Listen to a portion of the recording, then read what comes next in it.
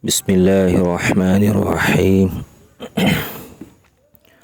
فتوى دمتا بيدو دودونا شيامي أيه چيميا نمبر 1အတိပညာနဲ့နားလည်သဘောပေါက်မှုရှိခြင်းနံပါတ်2အလ္လာဟ်အရှင်မြတ်အားကြောက်ရွံ့မှုရှိခြင်းနံပါတ်3စင်ကြင်လုံးတရားထားရှိခြင်းနံပါတ်4စစ်မှန်စိတ်ချရသည့်ပညာရှင်များထံပါ၌နေ၍အနီးကပ်တင်ယူစီးပူးခဲ့ခြင်း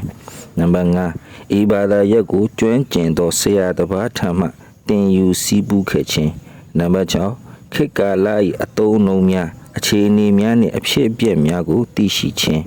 နံပါတ်9ဖတ်တဝါရေးသားမှုကိုကျွမ်းကျင်သောမူဖတီဆပ်တဦးထံမှကောင်းမွန်စွာသင်ယူခဲ့ခြင်းနံပါတ်10မျက်မှောက်ခေတ်ကာလ၏အခြေအနေနှင့်အသုံးအနှုန်းများကိုလည်း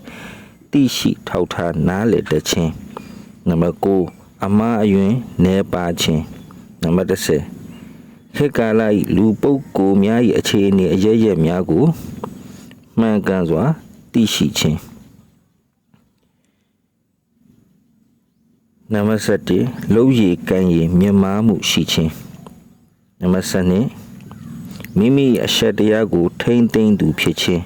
နံပါတ်7လူရည်မွန်ဖြစ်ပြီးသဘောထားနုညံ့သိမ်မွေ့သူဖြစ်ခြင်းနံပါတ်14အစ္စလာမ်သာသနာကိုလေးစားကမ်းရှိုင်းသူဖြစ်ခြင်းနံပါတ်15နိုးကြားသောအသိဉာဏ်ပိုင်ရှင်ဖြစ်ပြီးဖြတ်လက်သူဖြစ်ခြင်းနံပါတ်16ကြိုတင်မှန်းဆတတ်သူတွေးခေါ်တတ်သူဖြစ်ခြင်းနံပါတ်19အရွယ်ရောက်ပြီးသူနှင့်ထင်ရှားပေါ်လင်းစွာဂုဏ်၏ကဘီရာကျူးလွန်ခြင်းဂုဏ်၏ကဘီရာကိုမကျူးလွန်သူဖြစ်ခြင်းအဲ့တော့ဖတ်တဝါဒမတပီတဲ့မူဖတီဆပ်တပါးစီမှာအဲ့ဒီရဲ့အရေးအချင်းတွေပြည့်မီနေရမှာဖြစ်ပါတယ်